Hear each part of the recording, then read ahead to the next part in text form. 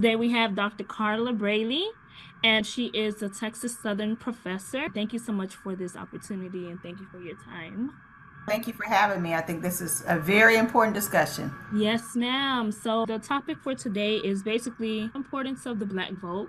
As we all know, we will possibly have the very first Black female president. We'll have a couple questions for you, and I would love your wisdom and your knowledge and your experience on these questions. The first question that I do have is, what does this announcement mean for the Black community? Do you think that her being a Black woman would possibly affect chances of her winning the elections, or what is your input on this? Well, I think that we can see the impact that it's having on the Black community. In the very first day that it was announced, Black women had a call that included over 44,000 women, women who are, operate individually, women who are a part of the Divine Nine, they are part of HBCUs, 44,000 women. In a matter of 2.5, 3 hours, we raised over $1 million.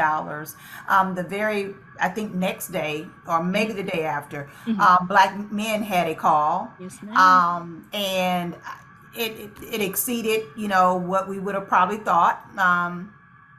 They raised over $1.5 million. And I forgot. I think it was at least over 38,000. And you can go back and check that. I know that it was definitely a great number. All like of that was done. 55,000. Yeah, 55. So Black men. definitely don't want to reduce that number. Yes, ma'am. And this was all in a matter of a day to time, right? Then I think, what was it, yesterday, the Latino had a Latino woman call. I think today they're having a white women's call. And so you're seeing these groups, these clusters that are really through the adrenaline, through the inspiration, through the momentum. And the phenomenal thing here is, we only have to do this for 100 days, and you can do a lot through the struggle for 100 days. So we're seeing a movement, and the movement is always waiting for the moment, and this is a moment. So when you ask about how is this impacting the Black voters vote. We are known to do what we say that we're going to do in terms of going to the ballot. So in this last election, in terms of Black women, we voted 90% for Biden. And so I don't think you're going to see that change. If anything, we'll get a couple more percentage points with that. I think that there's been a lot of hype in terms of what Black men are doing and who they're voting for. I think early on we saw what Black men are going to do. Yes, you're going to have some that may go a different direction, but for the most part, they're going to step up and I think move towards what I think this election is really saving democracy. Yes, ma'am. I really believe that I've said it as the former vice chair of the Texas Democratic Party, as a former lieutenant governor candidate for Texas, first Black woman to run. I've said it then that I thought that particular election was most important in terms of saving democracy. This election, I really believe we have to step up. I think that you're going to see an ample amount of Black churches involved, which we've seen in the past, but I think they're going to be more coordinated efforts. And I'm going to tell you, I think college students are on fire right now. Yes, I ma'am. think Gen Z is, while you have some that have some questions around how this process took place, I think many of them, though, are inspired. And I think that as long as we create space and we convene space, that they're able to be vocal and they're able to be heard, and their issues, they can hear those issues are part of the platform, then I believe that we're going to see a larger turnout that we really need to have in terms of a swing vote for this election, because I do think it's going to be decided within a few percentage points. I don't think it's going to be this large spread. It's not. I definitely do agree with what you reflected on Gen Z. Gen Z, what I will say about us is that we are passionate about things that matter to us. So this is something that is very important to a lot of us. So I actually am getting a professional perspective and also, a college student in political science, like a political science major perspective. So yes, and yes, there is a stereotype on when it comes to Black people, especially young Black people, that we don't vote. And it's like, I just, TikTok, social media, and whatnot, it's a lot of us that are like, why is this such a trendy topic or something that's so trendy? And it just makes us look bad. And I'm gonna say now, we definitely do vote, and we are very passionate about things that are important to us, especially if it has to do with our future and our fellow Black people. So yes, I do want to go ahead and head to the next question. Um, because I did see this being kind of like a topic also and a problem, I would say. So many people point out her time being a prosecutor in California and that being a reason why they do not wish to vote for her. Do you think that will have an impact on voters as they head to the polls? Well, one could say it could have an impact, but I think if the campaign works very well to, point out how she has worked as a vice president. This particular vice president, Kamala Harris, is probably one of the most qualified, Mhm. visible. I think she's been to over 20 countries dealing with, foreign affairs. That's Mhm. extremely important in terms of democracy, in terms of moving forward in America and with the allies that we must have. When you look at what has taken place with the Biden Harris administration, with student loans, with the Mhm. wages, like these are things that are prevalent and very important towards the future of Gen Z. Yes, ma'am. While there could be some questions, and as you know, I serve as a professor. I teach, all class related to social inequality, Mhm. and so these are things that we talk about. And as a leader, you have to be able to make decisions, and they're not always quote unquote the best decision, the right decision, or the most popular decision. And so I think she's even done enough beyond serving as the attorney general. And, Mhm. and that's not to say that she did not have an extraordinary record, because I think she did. Yes, ma'am. Were there some issues that advocates or activists, like myself, I consider myself to be a scholar activist, can have some questions. The Mhm. reality is, I think her record, both as attorney general, as a senator, as a now vice president of the United States of America, as the candidate running for president once again, I think her record speaks for itself. And I believe that that's where Gen Z also does not let out, Mhm. let off in terms of what needs to be addressed. There's a Yes, ma'am. platform that is being created right now. Collegiate students, college students can, raise their hand to say, hey, we want to be a part of this platform. And even after the platform is created, we want to be a part of this team, because they're going to have an effective campaign team, and Mhm. it needs to represent America, Yes, right? ma'am. And part of America is right age. And so Gen Z is very much a part of that.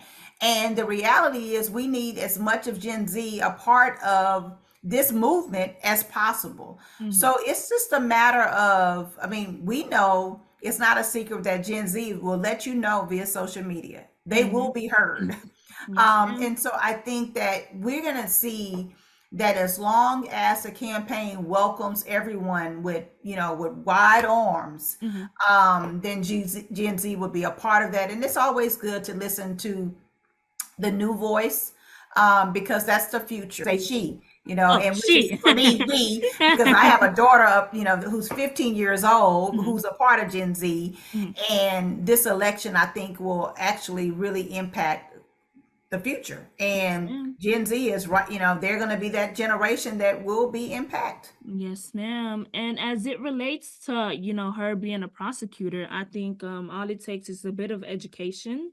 Mhm. And just because actually someone speaking about social media, they actually went ahead and dumbed it down for people to understand, have a better and clear understanding, because people have a perspective that she was just putting like 1,000 black men in jail and whatnot. But someone actually took the time out and explained exactly what it was. It was not just black men, and this is what she did, and what she tried to do, and she didn't let someone be given the death penalty. Things like that are very important, and I just think that all it takes is a bit of education and just openness to actually want to understand what's going on in our world, in our society, And get to know her honestly. background. Like, as a, Yes. I'm a graduate of Howard University. She's a Okay. graduate of Howard University. I'm a professor of sociology at Texas Southern University. Hmm.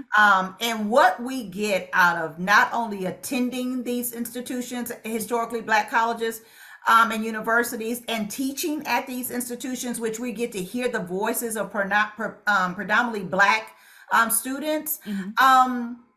I would say that we are probably far more proponents than even some others. So, our vice president attended Howard. She was educated in this way. She knows some of the systemic issues Hmm. that not only Black Americans face, but people who are marginalized, right, and Hmm. oppressed, not only from racism but sexism. I think she's very much aware of these critical isms, so to speak.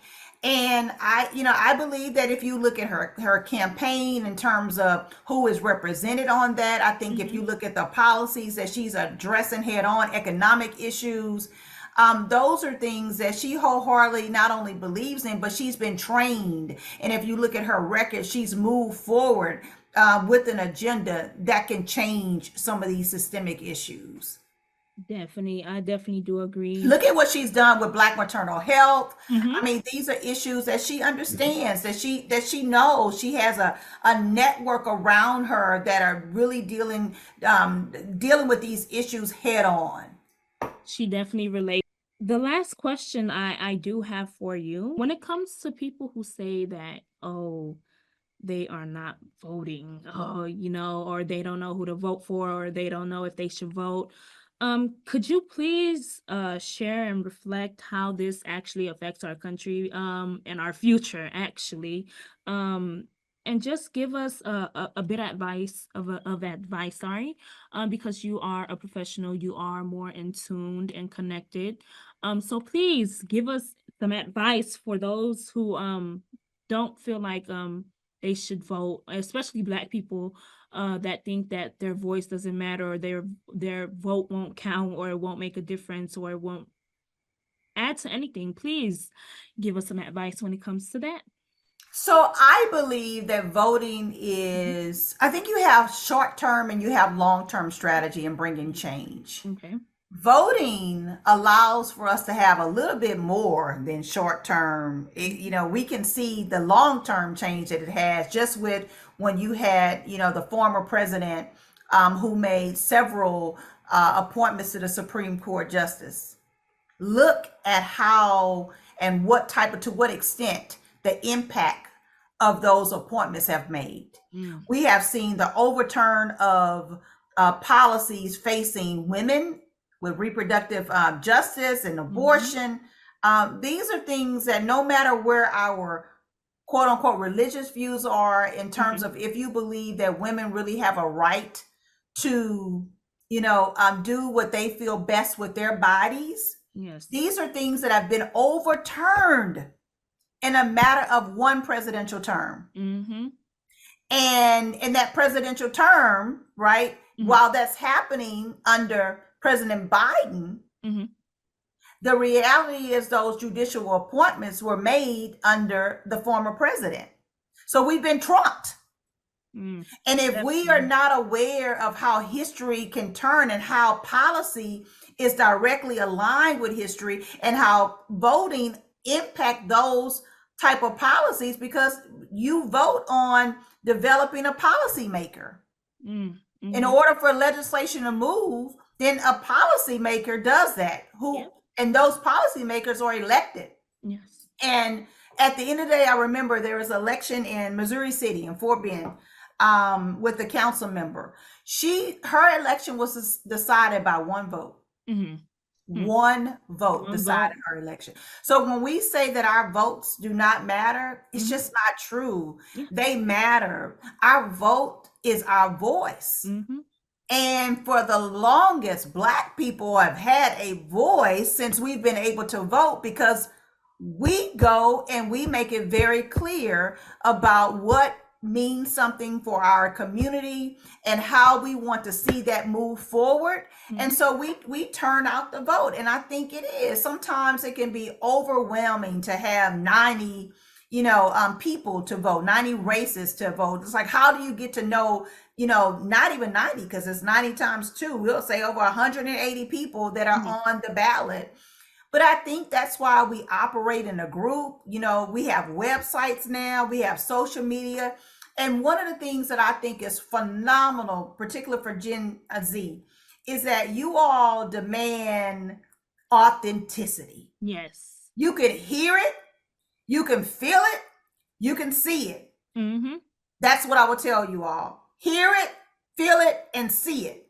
Because this election is going to be the most important election of our lives. If you like the way you live right now, you may want to really pay attention, because some things are changing before our very eyes. Yes, ma'am. And if we want to, still be able to have public education, if we want to still be able to have choices in terms of how we live, if we want to be able to still have, thoughts about being small business owners and being able to have the opportunities and that were given to our forefathers, then we really need to pay attention to this election. If we want to be able to make sure that we have not only fair elections, but we have police officers that are going to be well trained, right, and given the resources that they need, but also the community to have those resources and develop a kind of community engagement where we're talking across the board, right? Like,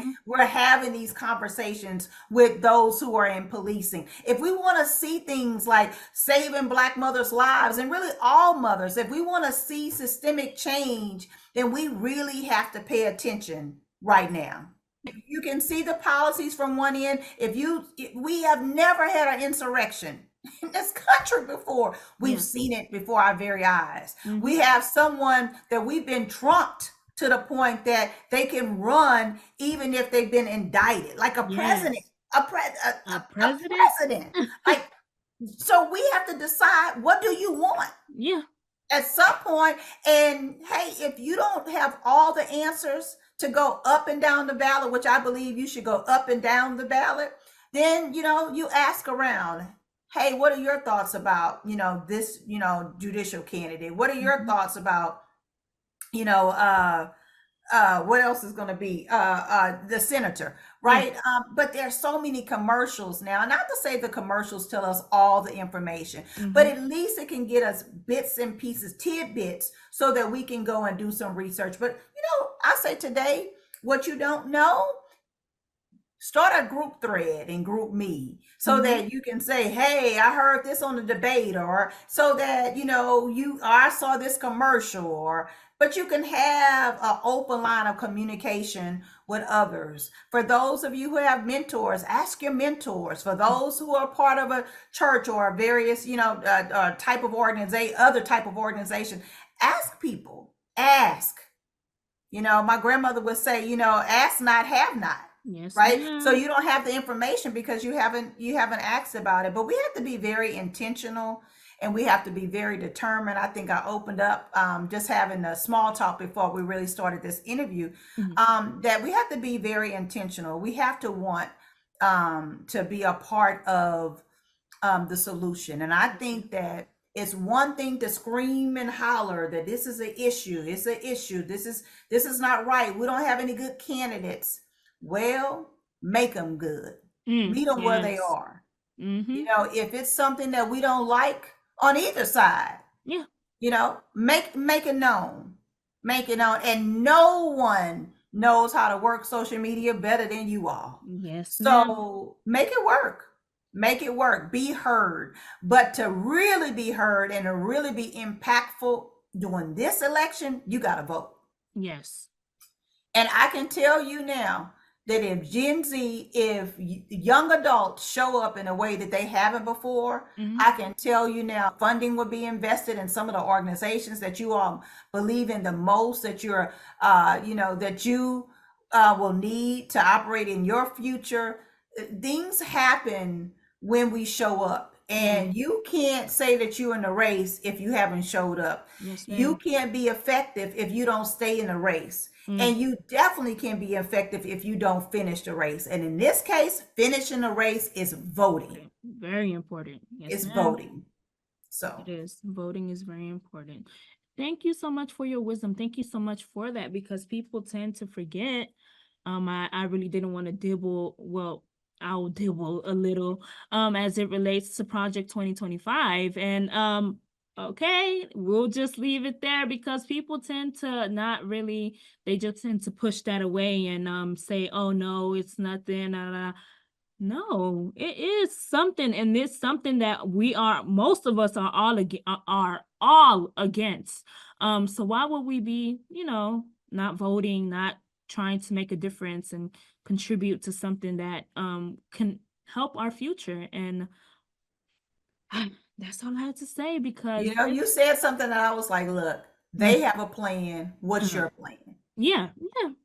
And I think the biggest plan is right now, what's your voting plan? Yes, ma'am. And Project 25 is real because it's on paper. It's black and white. It's something that we could all see now. It's all over social media. Yeah. So someone created it. Who created it? Who is it most aligned with? That's what we can ask.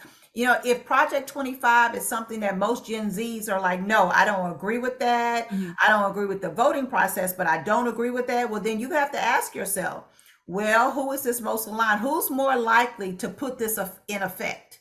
And if it's something that, you don't agree with, then you may want to be able to choose your candidate that way. We don't look for the perfect candidate. Yes. Some say you pick the best of the worst. But whatever you do, pick the best that aligns with your agenda. Yes, and ma'am. if you don't have an agenda, you need to get an agenda. And when you have an agenda, you need to plan to execute your agenda. And when you plan to execute your agenda, you have to ask, how do you execute it?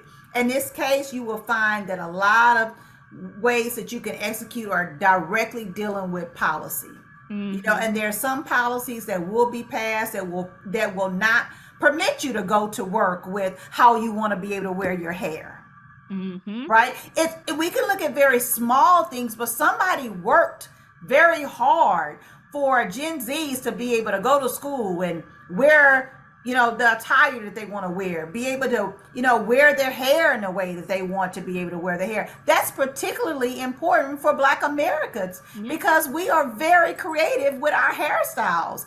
And it means something very dearly to us to be able to have a choice in how we wear our hair. So we can even look at things that seem so small, but that's a big thing. And I would say, especially for Black women, if our hair is not like we want it to be, it can impact how we feel. If it impacts how we feel, then that can impact what we do, how we perform. So some things can seem so small, but right now these things are big. Yes, ma'am. They are big, right? With Gen Z likes to say what it wants to say, right? The authenticity of the voice. Well, some of that can be impact if we don't have the right president, the right legislators. So it's things like that we can play down. But in the 21st century, in 2024, it matters, and it matters a lot. Yes, ma'am. Thank you so much for that. And I did want to add really quickly that many of us, we tend to forget that it's actually who are the people that keep a household together regardless of race. Who's responsible for keeping a household together? Okay? Yeah. A woman is always responsible for keeping a household together, making a home. So I don't see any issue with it being a woman that is the president. let it be something different. Let's try out Yeah, many something of us different, right? across race Yeah. have been positively impacted by mothers, grandmothers, Hmm. sisters, nieces. We've excuse Oops. me. Hmm. We have been doing this work for a very long time. Yes. We have been leading even when we've been following. Hmm. We have been willing to be silent even when we're very loud in the background. Yes, ma'am. We have done the work. We have proven to do the work even if we don't get the credit, because at the end of the day we do it for our communities, we do it Yes, for our ma'am. families, we do it for our villages, we do it for our country. Hmm. And we continue And to do the work. yeah, we've Hmm. been doing this even when we have not been welcomed. Hmm. And I think we not I think we will continue to do it. It is no doubt that she's up for it, and not only up for it, Vice President Kamala Harris is up for it on day one. Hmm. You have global leaders that have already come out, and they're really looking forward to her run Yes, ma'am. for president. So we've done it. We've been doing this, and it's time. It's time that we all put on our heavy duty shoes and walk on this glass that's about to be broken. Yes, ma'am. We all need to go ahead and come together and work and try to make a change and push for the future. Remember, that's what we're working for. That's the whole reason why we're even in this predicament. We need a leader, and we need someone that is going to make our future for our kids, ourselves, better. So thank you so much, Dr. Carla. Thank you so much for being able to come and chit chat with me All a bit right. and actually give advice and give your knowledge and thank you so much for that because I've learned a lot also speaking with you today. Thank you for All that. right. We need you all. I can't wait to see you show up. So, Yes, ma'am. Thank you. okay. Bye Mhm. bye.